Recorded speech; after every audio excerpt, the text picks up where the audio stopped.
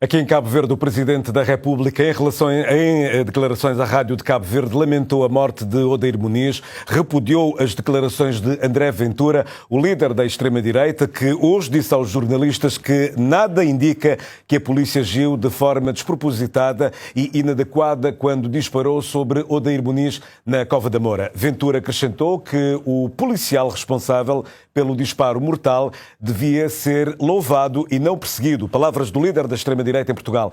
Declarações que foram reprovadas por José Maria Neves e que podem alimentar a violência contra os imigrantes, como disse o Presidente da República. Lamento imensamente o que aconteceu, a morte do cabo-verdiano Odair Mendonça Muniz. Entendo as manifestações de repúdio, os protestos, mas apelo à serenidade, à calma e ao respeito pelas leis e instituições do país.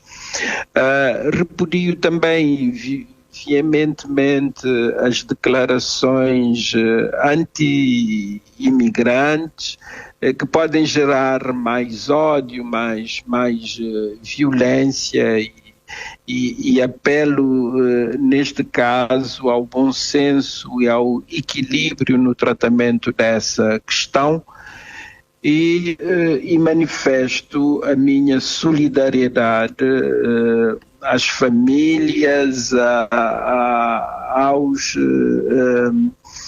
cabo-verdianos em Cova da Moura, no município da Amadora, e a todos os cabo-verdianos residentes em Portugal, e insisto na necessidade da calma, da serenidade, da confiança na justiça, e espero que as responsabilidades sejam assacadas nos termos das leis vigentes no país.